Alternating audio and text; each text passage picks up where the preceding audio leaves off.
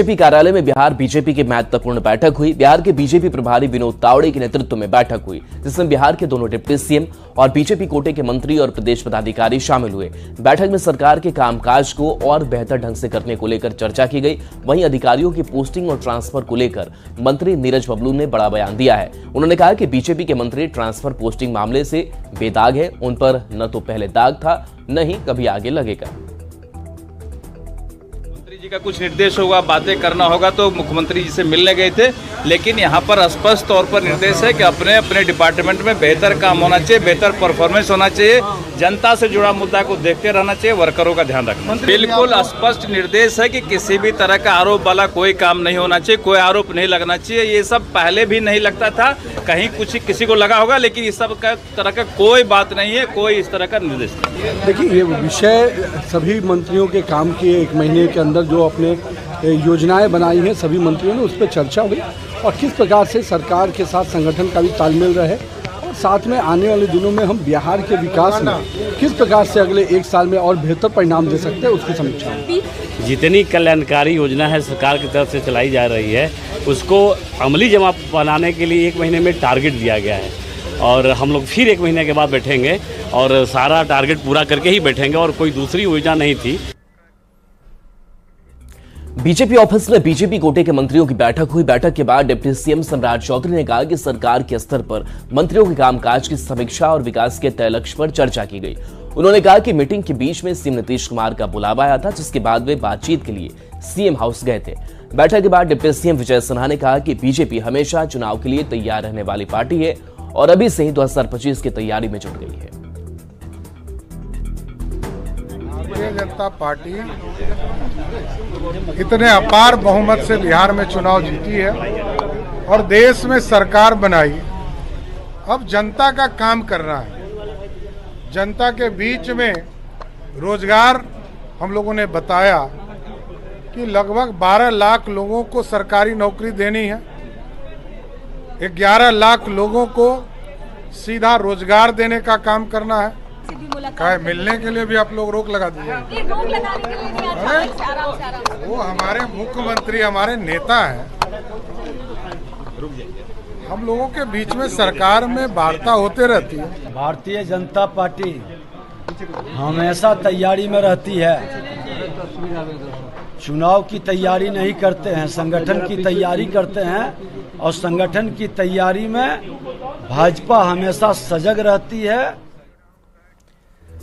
सिवान के मैरवा में बन रहे मेडिकल कॉलेज का स्वास्थ्य मंत्री मंगल पांडे ने जायजा लिया। उन्होंने धीमी गति से हो रहे काम पर नाराजगी जताई और काम को समय से पूरा करने का निर्देश दिया। सिवान के मैरवा प्रखंड के भोपतपुरा में 25 एकड़ जमीन पर 550 करोड़ की लागत से मेडिकल कॉलेज बनाया जा रहा है। अस्पताल बनने से आसपास के लोगों को स्वास्थ्य के लिए बेहतर सुविधा मिलेगी। ये एक बहुत बड़ी इच्छा और अभिलाषा है और इसको मूर्त रूप देने का प्रयास हमने आज से 3 साल पहले शुरू किया था और इन 3 वर्षों में यहाँ निर्माण कार्य जितना होना चाहिए था उसकी गति अपेक्षानुरूप नहीं रही। बीच में कोरोना और अन्य कारण रहे हैं, तो विभाग के तरफ से लगातार प्रयास है कि समय सीमा के अंदर इस प्रोजेक्ट को पूरा किया जाए। पटना से बड़ी खबर है, जहां पुलिस कस्टडी में मौत मामले में बिहार मानवाधिकार आयोग ने जुर्माना लगाया है। पटना पुलिस पर 15 लाख का जुर्माना लगा है। पटना एसएसपी को निर्देश भी दिए गए हैं। आरोपी पुलिसकर्मियों से जुर्माने की राशि जो है पुलिस का वो वसूलने का मामला सामने आया, तो मानवाधिकार ने आयोग ने जुर्माना लगाया है।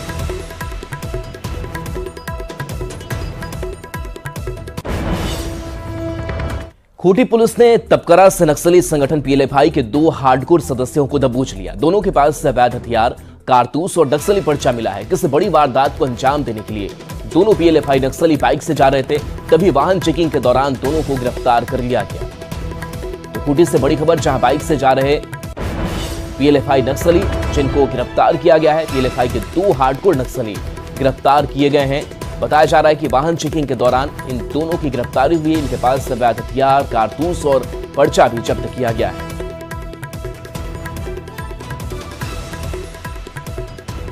गुप्त सूचना के आधार पर 2 व्यक्तियों को तेतर टोली तपकरा से गिरफ्तार किया गया। मोटरसाइकिल से ये लोग थे और इन लोग को रोक के सूचना के आधार पर चेक किया गया। तो इसमें विष्णु मांझी जिसकी उम्र करीब 20 वर्ष है और सामू डोडराय इनके पास से देसी कट्टा, 3 कारतूस, पर्चा और मोबाइल फ़ोन और साथ में जो मोटरसाइकिल पे चल रहे थे वो बरामद किया गया है। ये लोग PLFI के सक्रिय सदस्य हैं। धनबाद के गोविंदपुर के पॉलिटेक्निक डाकघर में करोड़ों रुपए के गबन का आरोप लगा है। इसकी जांच सीबीआई कर रही है। अब वासेपुर के उप डाकघर में भी अवैध निकासी की खबर सामने आई है। सब पोस्ट मास्टर सुमित सौरा पर 15 करोड़ रुपए की अवैध निकासी का आरोप लगा है। डाक विभाग की जांच कमेटी इसकी छानबीन कर रही है। इस कमेटी की रिपोर्ट के आधार पर सीबीआई से जांच की अनुशंसा की जा सकती है। डिपार्टमेंटल इंक्वायरी हुआ तो हमको पता चला। क्या पता चला? है कि यहाँ कुछ पैसा का, सरकारी पैसा का कुछ गबन किया गया। कितना? लगभग हमको तो 6-7 का पता चला था सर, 6-7 का और डिपार्टमेंट के थ्रू जब पेपर में आया। किन पे आरोप? सुमित कुमार साहब। नेपाल में हो रही भारी बारिश से बिहार के लोगों की परेशानी बढ़ गई है। पूर्वी चंपारण में फुलवरिया नदी के उफान से फुलवरिया घाट डायवर्सन टूट गया है। 2 जिले पूर्वी चंपारण और पश्चिमी चंपारण जिले को फुलवरिया घाट डायवर्सन जोड़ता है, लेकिन ये डायवर्सन टूटने से इस घाट से होकर आना जाना बाधित हो गया है। फुलवरिया नदी में बढ़ते जलस्तर के बाद दबाव बना था, जिसके बाद फुलवरिया घाट पर बने पुल पर भी दबाव बढ़ गया है। 2 सप्ताह पहले ही यहाँ RCC पुल का निर्माण किया गया है। प्रशासन की ओर से पुल से होकर भारी गाड़ी नहीं चलाने की अपील की गई है।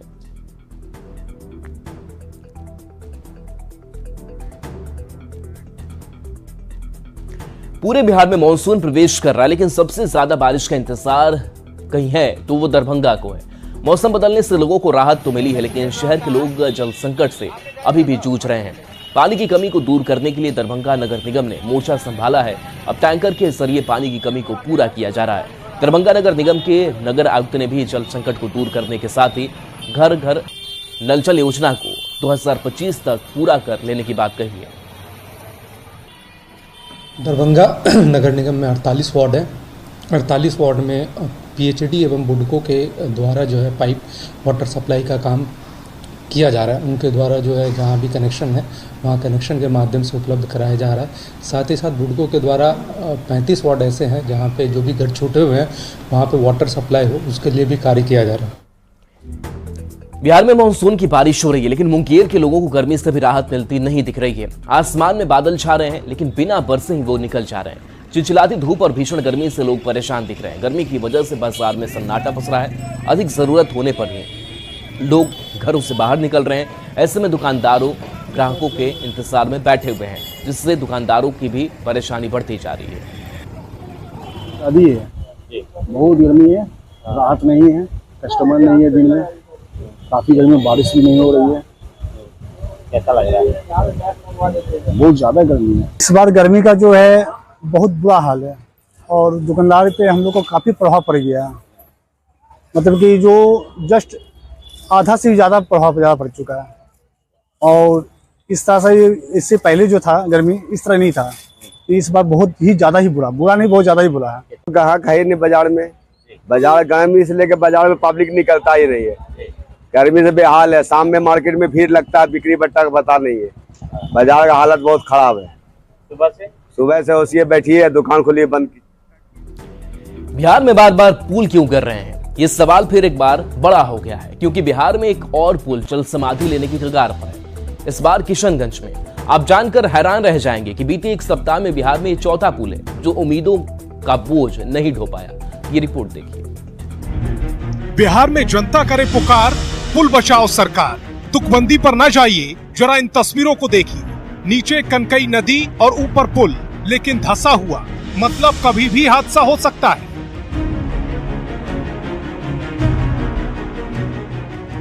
तस्वीरें बिहार की किशनगंज की हैं। कनकई नदी पर बन रहा ये पुल 70 मीटर लंबा, 12 मीटर चौड़ा है और 2011 में 25 लाख रुपए की लागत से बनकर तैयार हुआ था। लेकिन 14 साल के अंदर ही जरा पुल की हालत देख लीजिए।